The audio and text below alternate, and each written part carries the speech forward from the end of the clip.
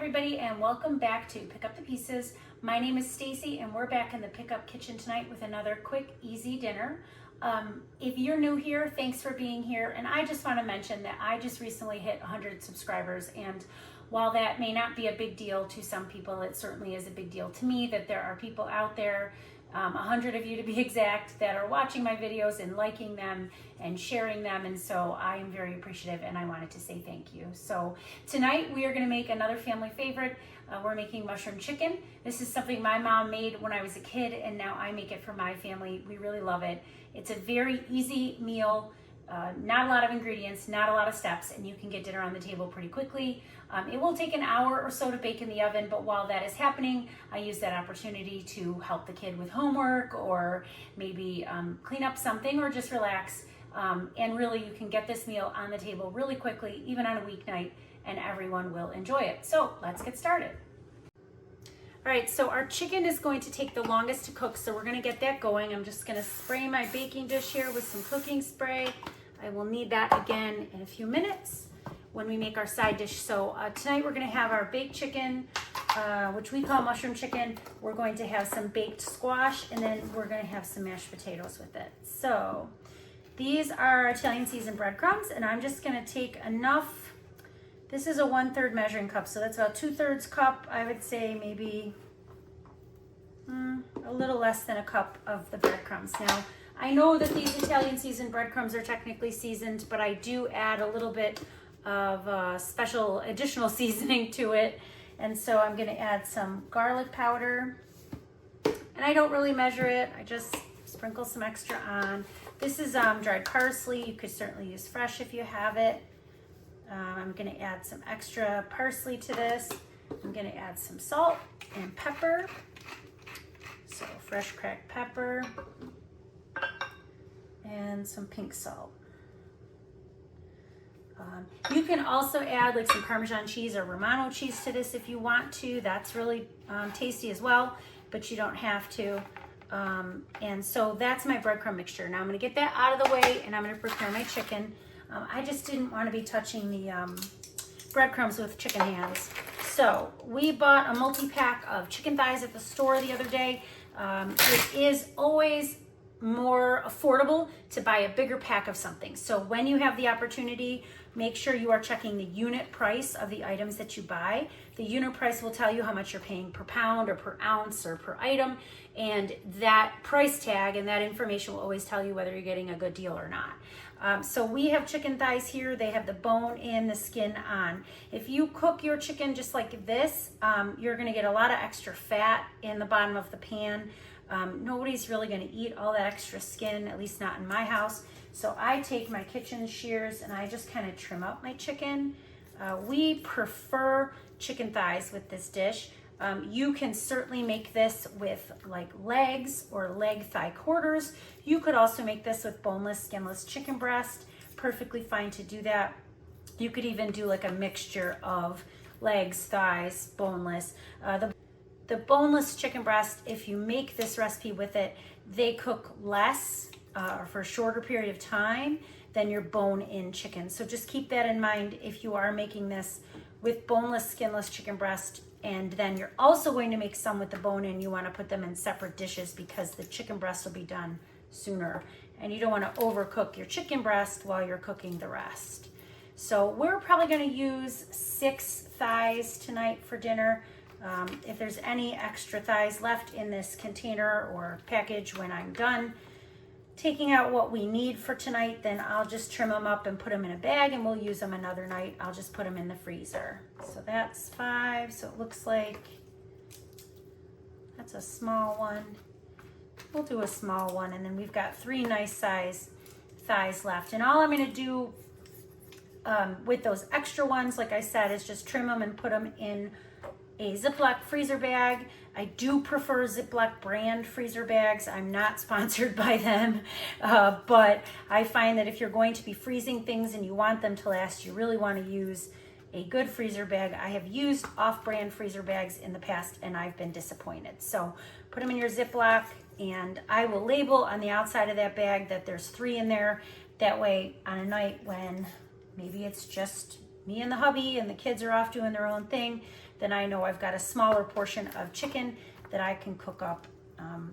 We are not a huge leftover family. If there's 1 or 2 servings left of something, that's fine. We'll probably go through that, but if there's more than that, we're not going to eat it. So just taking my bag here, I will label it when my hands are clean, and I'm just gonna put my extra chicken in there.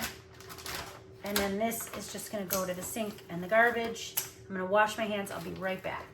Okay, so clean hands, we are ready to coat our chicken. Now, this chicken is gonna get baked in the oven. It's not getting deep fried, it's not getting shallow fried. So you do not need to do sort of like a 3-part dredging technique with these. You don't dip them in flour and then in like egg and then in your breadcrumb. You just have to coat them in breadcrumb.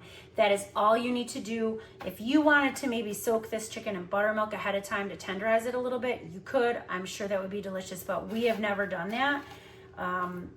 But this is just an oven baked chicken recipe.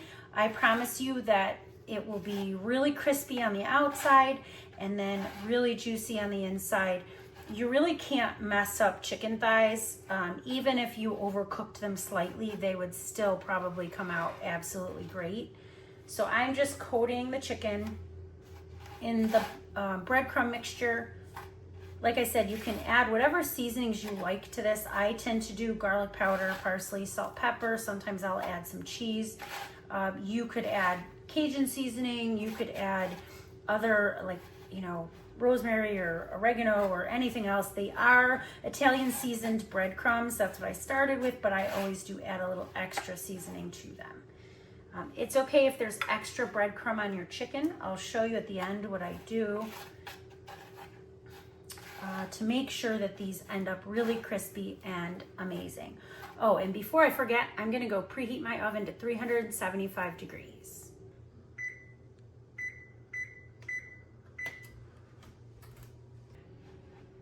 All right, so just gonna coat all 6 of these.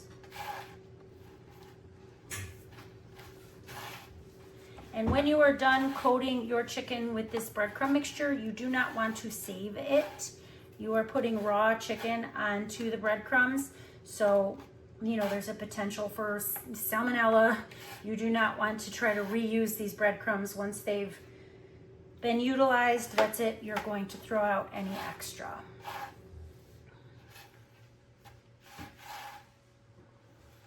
You're gonna get all sides of your chicken, press it on there.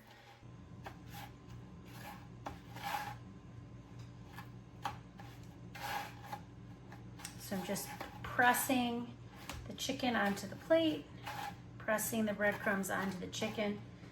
Okay, and so I'm gonna make sure the chicken has enough room in here.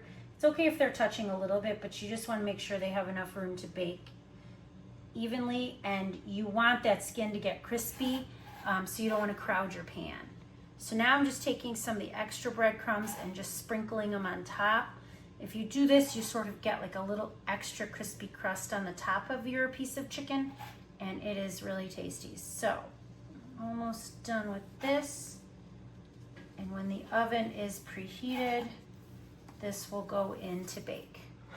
But I'm gonna get rid of this, wash my hands, and then I'm gonna show you how we prepare one of our favorite side dishes.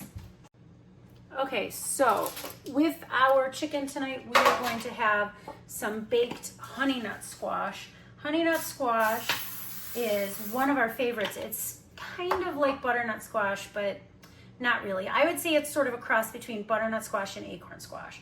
So I just lined a cooking pan. Do you guys call these cookie sheets or cooking sheets? That's what I would like to know. In the comments below, let me know.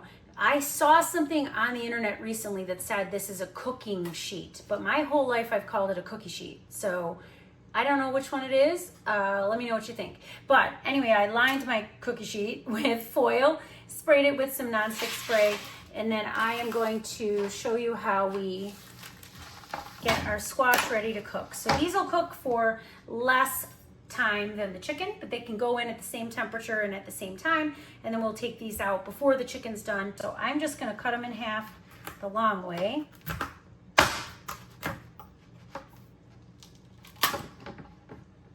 And sometimes with squash, you gotta give them a good whack to get them to open. And make sure you use a sharp knife and keep your fingers out of the way. So cut those in half, and then I'm just gonna scoop out the seeds. I think that you could save these seeds and you could roast them if you wanted to. They're probably tasty. I don't have the time or energy to do that tonight, so I'm just not. And then I'm gonna put these cut side down on my pan, and then these are gonna roast in the oven. I've got the oven at 375, so that's the temperature they're gonna cook at. And they'll cook, I would say, for about 20-25 minutes, and then check them. These are smaller than a butternut squash, so they will cook in less time, and you don't want them to overcook. I think the first time I ever made them, I underestimated the fact that they might cook quicker than the butternut squash, and I did overcook them a little bit, and that was disappointing, but they were still tasty, just not as good. So check them after about 20-25 minutes, and if they need a little bit more time, put them in a little longer.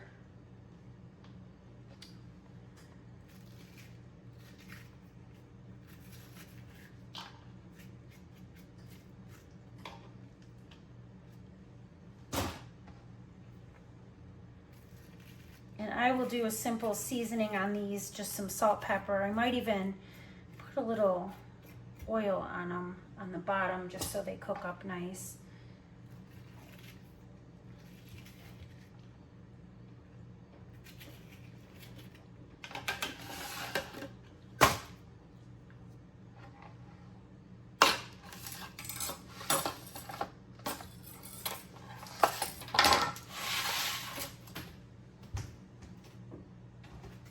Okay, this is just a little grapeseed oil. I'm going to just give them a little bit of a splash of oil on them. I like grapeseed oil. It's a neutral oil. It can handle high temperatures, and I think it's better for you than just maybe a canola oil or something like that. And I don't always like the flavor of olive oil on everything, so grapeseed is nice because it's just kind of a neutral oil flavor. So just a little salt, pepper, a little bit of oil. I'm gonna flip them back over. And then those are gonna go in the oven with the chicken.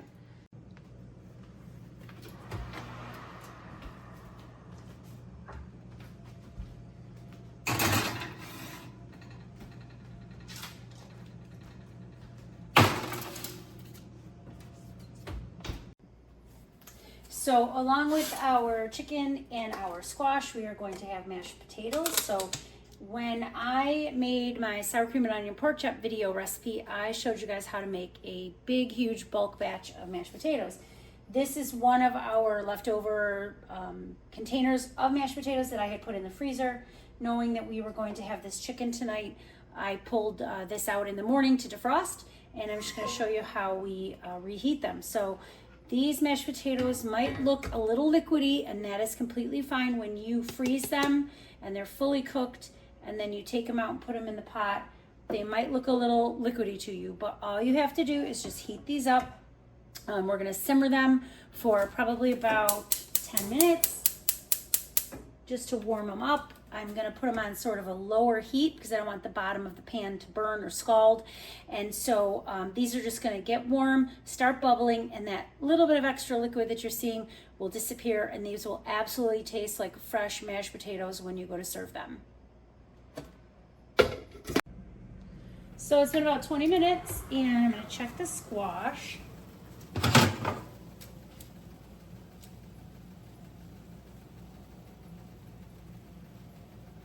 They're almost there. Some of these smaller ones seems to be a little more cooked, but there's a little bit of resistance still on the bigger ones. And then the chicken's, it's going, but it's gonna need a little bit more time. But it's only been 20 minutes. We expect the chicken will cook for at least another 40 minutes, and then the squash, I would say, probably needs another 8 to 10 minutes. So now we're gonna make our sauce for our mushroom chicken, and so we use cream of mushroom soup, and I have experimented using like the generic brands of cream of mushroom soup with this, and to be completely honest, I don't really like it as much. We really are, for cream of mushroom soup, we really are a name brand family. So not sponsored by Campbell's cream of mushroom soup this week. but it is our favorite and the one we prefer to use for this. And then I'm going to thin this down with just a little bit of milk. You can use whatever kind of milk you like. I figure I put in about, I don't know, half a cup, maybe closer to 2/3. And all you're doing is just thinning down the soup. Sometimes it will take more milk than you think because it looked like I put quite a bit in there, and for a second I was worried that it was going to be too thin, and actually it's too thick. So I'm going to go closer to maybe a cup of soup. What you can do is just fill up your can with soup. That's about 10.5 ounces. Fill up your soup can with your milk and then mix it into here. And then if you need more, you could always add more.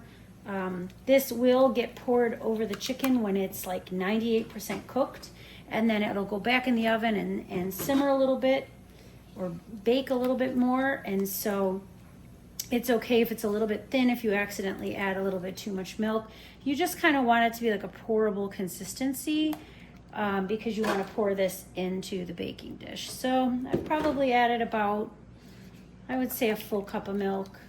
And again, you can just add it until you feel like you've got enough to pour into the dish. And keep in mind, if you are cooking chicken on the bone with skin, you're going to get a little bit of juices from the chicken in the pan. So this will actually mix with the juices in the pan and will be thinned down a little bit more. So you don't want it too thin, but again, you don't want it full thickness right out of the can. So I will show you when the chicken is ready, what it looks like when you add this to the chicken. And of course, I'll show you the finished dish. It's almost done.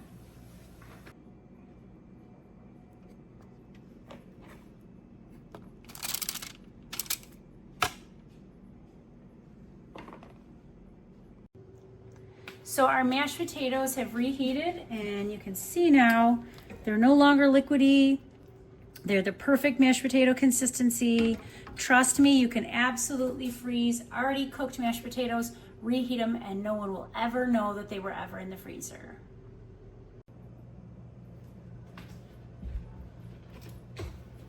So it has been almost an hour, and our chicken is ready for sauce. So here's our cooked chicken thighs, and you can see like they're nice and crispy. And all I do now is just take my cream of mushroom soup and milk mixture and I pour it around the pieces of chicken. I don't pour it like directly on top because you want like your chicken to stay crispy. You do not need to mix this at all. You can just dump your sauce on and then put it right back in the oven. So that's what we're gonna do.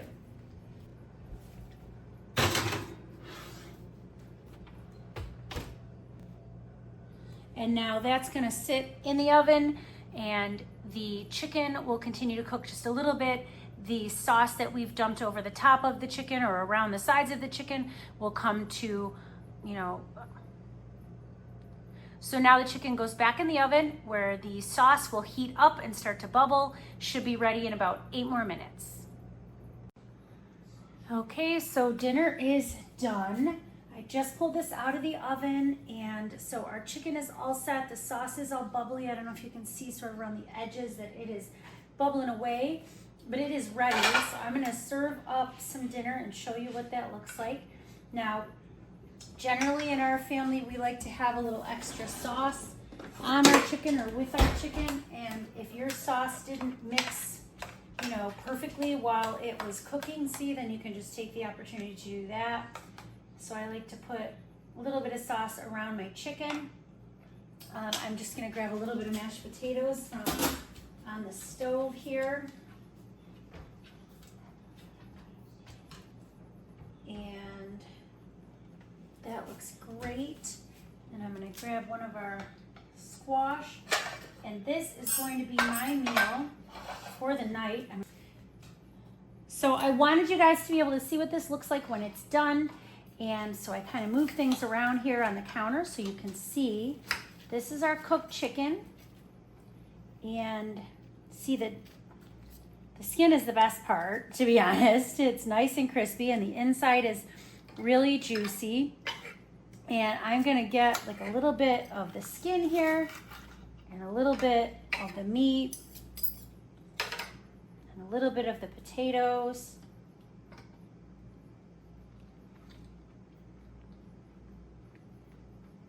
You guys, this is one of our favorite meals. It's so good. Everybody really enjoys it. The dog is, I don't know if you could see her, but the dog is pretty happy to be seeing and smelling this as well. But it's one of our favorite meals. We eat it all the time and we really enjoy it. And I hope you guys will try it and let me know what you think. So thanks so much for watching. I'm super happy that you took the time to spend with me and let me show you how to make a great weeknight family meal. If you haven't already, please remember to like and subscribe. We'll see you the next time.